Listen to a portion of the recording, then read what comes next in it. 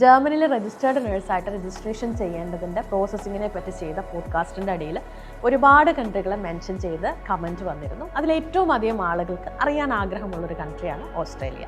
അതുകൊണ്ട് തന്നെ ഇന്നത്തെ പോഡ്കാസ്റ്റിൽ നമ്മൾ ഡിസ്കസ് ചെയ്യാനായിട്ട് പോകുന്നത് ഓസ്ട്രേലിയയാണ്.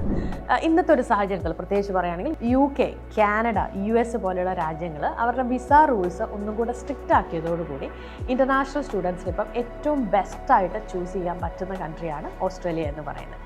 ഓസ്ട്രേലിയ തരുന്ന ഏറ്റവും ഇമ്പോർട്ടൻ്റ് ആയിട്ടുള്ള അഡ്വാൻറ്റേജസ് എന്തൊക്കെയാണെന്ന് ചോദിച്ചാൽ, ഒന്നാമതായിട്ട് വളരെ സ്ട്രോങ് ആയിട്ടുള്ള ഒരു ജോബ് മാർക്കറ്റാണ് ഓസ്ട്രേലിയയിൽ. അതിനോടൊപ്പം തന്നെ നല്ല സാലറി ഉണ്ട്. രണ്ടാമതായിട്ട് വളരെ വ്യക്തമായിട്ടുള്ള അല്ലെങ്കിൽ ക്ലിയർ ആയിട്ടുള്ള ഒരു PR പാത്വേ അവൈലബിൾ ആണ്. മൂന്നാമതായിട്ട് വളരെ പ്രാക്ടിക്കൽ ഓറിയൻറ്റഡ് ആയിട്ടുള്ള ഒരു എഡ്യൂക്കേഷനാണ് ഓസ്ട്രേലിയയുടേത്. അതുപോലെ തന്നെ മിനിസ്റ്റീരിയൽ ഡയറക്ഷൻ 107 പ്രകാരം ലെവൽ 1 യൂണിവേഴ്സിറ്റീസിന് priority 1 first line visa processing possible ആണ്. അതുകൊണ്ട് തന്നെ ഏറ്റവും ബെസ്റ്റ് ടൈമാണ് ഇപ്പോൾ നമുക്ക് അപ്ലൈ ചെയ്യാനായിട്ട്. പക്ഷേ ഇവിടെ നമ്മൾ ശ്രദ്ധിക്കേണ്ട ഒരു കാര്യമുണ്ട്. ഇന്ത്യയിൽ നിന്നുള്ള വിസ റിജക്ഷൻ്റെ റേറ്റ് ഏകദേശം 40% ആണ്.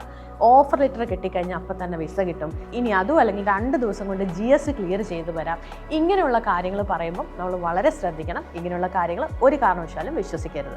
അടുത്തതായിട്ട് ഓസ്ട്രേലിയൻ സ്റ്റുഡൻറ്റ് വിസ സക്സസ് എന്ന് പറയുമ്പോൾ പ്രധാനമായിട്ട് ശ്രദ്ധിക്കേണ്ട 2 കാര്യങ്ങളുണ്ട്. ഒന്നാമതായിട്ട് ഫിനാൻഷ്യൽ ഡോക്യുമെൻറ്റേഷനാണ്. വിസ പ്രോസസ്സിങ്ങിൻ്റെ ഏകദേശം 50%ഓളം ഇതിനെ ആശ്രയിച്ചാണ് ഇരിക്കുന്നത്. രണ്ടാമതായിട്ട് ജെനുവിൻ സ്റ്റുഡൻറ്റ് അല്ലെങ്കിൽ GS റിക്വയർമെൻ്റ് ആണ്. ഫിനാൻഷ്യൽ ഡോക്യുമെൻറ്റേഷൻ എന്ന് പറയുമ്പോൾ അതിന് അണ്ടറിൽ മൾട്ടിപ്പിൾ ഡിവിഷൻസ് ഉണ്ട്. അതിൽ ഒന്നാമത്തെ കാര്യം എന്ന് പറയുന്നത് സ്പോൺസർ ഇൻകം റിക്വയർമെൻറ്റ്സ് ആണ്. മിനിമൽ ആനുവൽ ഇൻകം എന്ന് പറയുന്നത് 15 lakhs per year ആണ്. ഇത് സ്പോൺസറിന് ഉണ്ടായിരിക്കണം. ഇതിൽ തന്നെ 70% പ്രൈമറി സ്പോൺസേഴ്സ്, അതായത് പേരൻസിൽ നിന്ന് തന്നെ വരണം. 30% സെക്കൻഡറി സ്പോൺസേഴ്സ്, അതായത് സിബ്ലിങ്സ്, ഗ്രാൻഡ് പേരൻസ്, അതുപോലെ റിലേറ്റീവ്സ് വഴി ആവാം.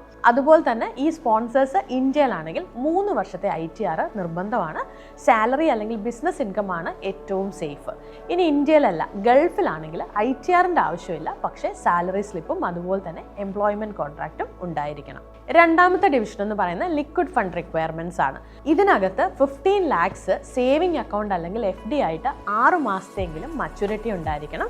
അതുപോലെ തന്നെ RBI റെഗുലേറ്റഡ് ആയിട്ടുള്ള ഷെഡ്യൂൾഡ് ബാങ്ക്സ് മാത്രമാണ് അക്സെപ്റ്റ് ചെയ്യുക. കോപ്പറേറ്റീവ് ബാങ്ക് അതുപോലെ തന്നെ പോസ്റ്റ് ഓഫീസ് ഡിപ്പോസിറ്റുകളൊക്കെ യൂഷ്വലി റിജക്റ്റ് ചെയ്യപ്പെടാറുണ്ട്. അടുത്തതായിട്ട് ടോട്ടൽ ഫണ്ട് നീഡഡ്, അതായത് 1 year ട്യൂഷൻ ഫീ ആവശ്യമുണ്ട്. അതിനോടൊപ്പം $30,000 ഓസ്ട്രേലിയൻ ഡോളേഴ്സ് ലിവിങ് എക്സ്പെൻസ് ആയിട്ട് വേണം. ഫ്ലൈറ്റ് ടിക്കറ്റ്, അതോടൊപ്പം തന്നെ OSHC ഹെൽത്ത് കവർ. മൊത്തത്തിൽ ഏകദേശം ഒരു 50 to 70 lakhs വരെ നമുക്ക് ഷോ ചെയ്യേണ്ടതായിട്ട് വരും. അതുപോലെ തന്നെ ഫിനാൻഷ്യൽ ഗ്യാപ്പ് ഉണ്ടെങ്കിൽ എഡ്യൂക്കേഷൻ ലോൺ എടുക്കുന്നത് ഹെൽപ്ഫുൾ ആണ്. പ്രോപ്പർട്ടി കൊളാറ്ററൽ ആയിട്ട് വെച്ച സെക്യൂർഡ് ബാങ്ക് ലോൺസ് ആണ് വിസയ്ക്ക് ഏറ്റവും സേഫ്. ഇനി അതല്ല, NBFC ആണ് എടുക്കുന്നതെങ്കിൽ HDFC ക്രെഡിലേക്ക് മിക്ക ടോപ്പ് യൂണിവേഴ്സിറ്റികളിലും ആക്സെപ്റ്റ് ചെയ്യും. SBI, ബാങ്ക് ഓഫ് ബറോഡ പോലെയുള്ള നാഷണലൈസ്ഡ് ബാങ്ക് ആണെങ്കിൽ അത് വളരെ സ്ട്രോങ് ആയിരിക്കും. അടുത്ത ഇമ്പോർട്ടൻ്റ് ആയിട്ടുള്ള പോയിന്റ് എന്ന് പറയുന്നത് GS റിക്വയർമെൻ്റ് ആണ്. GS റിക്വയർമെൻറ്റിൽ മെയിനായിട്ട് നോക്കുന്നത് നിങ്ങളുടെ ബാക്ക്ഗ്രൗണ്ട്, അതുപോലെ തന്നെ ഫ്യൂച്ചർ പ്ലാൻസ്, നിങ്ങളുടെ കോഴ്സ് സെലക്ഷൻ, അത് തമ്മിലുള്ള ഒരു ലോജിക്കൽ അലൈൻമെൻ്റ് ഒക്കെയാണ് അവർ നോക്കുക. ഇത് വളരെ ക്ലിയർ ആയിട്ട് SOPയിൽ തെളിയിക്കണം. അടുത്തതായിട്ട് ശ്രദ്ധിക്കാനുള്ളത് GSൽ എന്തെല്ലാം കാര്യങ്ങൾ ഉൾപ്പെടുത്തണം എന്നതാണ്.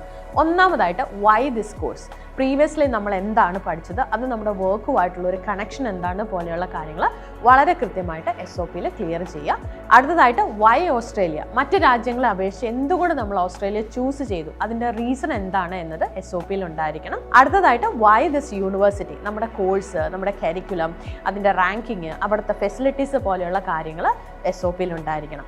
നാലാമതായിട്ട് നമ്മുടെ ഫ്യൂച്ചർ പ്ലാൻസ്, കോഴ്സ് കഴിഞ്ഞ് ഇന്ത്യയിൽ തിരിച്ചു വന്നതിന് ശേഷം നമ്മുടെ ഒരു ഫ്യൂച്ചർ പ്ലാൻ എന്താണ് എന്നതിനെ പറ്റി വളരെ ക്ലിയർ ആയിട്ടുള്ള ഒരു പ്ലാൻ ഉണ്ടായിരിക്കണം. അടുത്തായിട്ട് നമ്മുടെ ഫിനാൻഷ്യൽ കപ്പാസിറ്റി പ്രൂഫാണ്. ഈ ഫണ്ട്സ് അല്ലെങ്കിൽ ഇത്രയും ഫണ്ട്സ് നമ്മൾ എങ്ങനെ അറേഞ്ച് ചെയ്തു എന്നതിൻ്റെ പ്രൂഫ് ഉണ്ടായിരിക്കണം.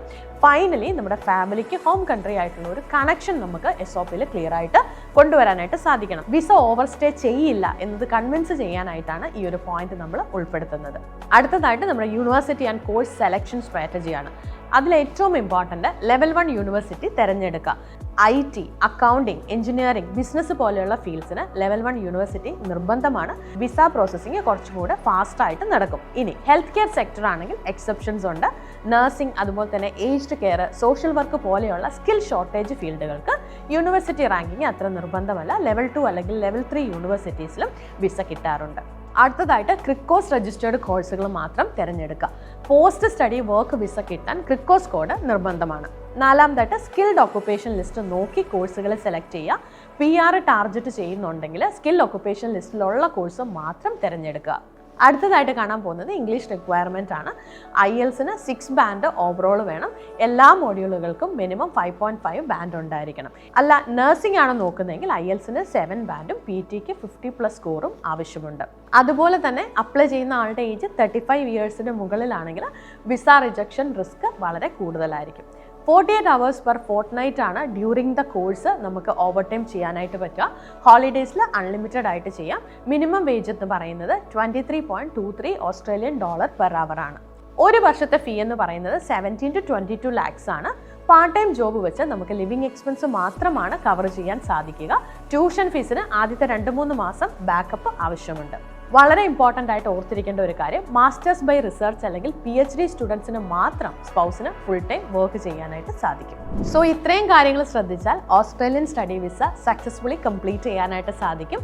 ഓരോ വീഡിയോസിൻ്റെ അണ്ടറിലും ഒരുപാട് കമൻറ്റ്സ് വരുന്നുണ്ട്.